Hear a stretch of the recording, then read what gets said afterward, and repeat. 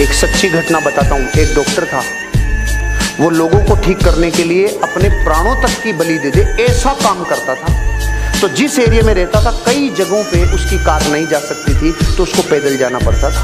एक दिन पूरे दिन मेहनत की, रात को थक के चूर होके 12 बजे आके सोया और रात को 2 बजे उसके फ़ोन बजा। 2 बजे उसका फ़ोन उसकी वाइफ ने उठाया, तो वाइफ फ़ोन पे उसको समझा रही थी कि आप उसके गर्म पट्टी की जगह, वो गर्म हो रही है तो ठंडी पट्टी लगाओ, उसको कुछ प्राइमरी ट्रीटमेंट दो। इतने में इसकी चेतना ने इसको आवाज़ दी। कौन है?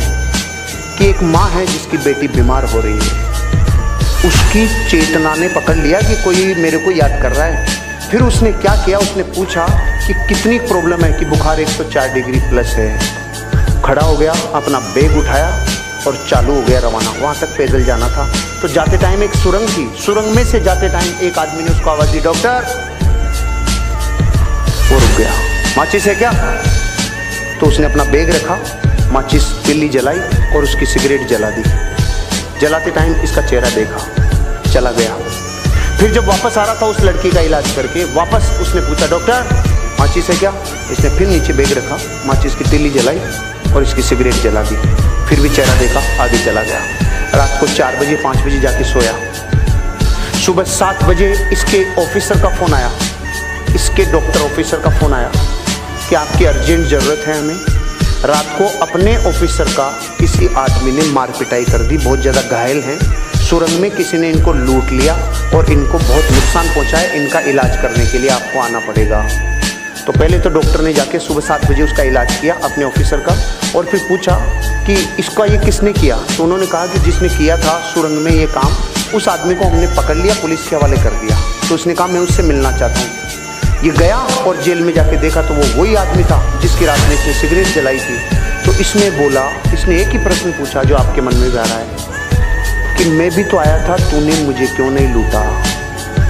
उसका जवाब सुन के मेरी ज़मीन निकल गई कि मैं तेरे को लूटता भी और तेरे को कूटता भी, लेकिन जब भी तू आया मेरे पास तो तू अकेला नहीं था, तुम 2 थे, और मैं अकेले को लूटता हूँ, 2 को नहीं लूटता।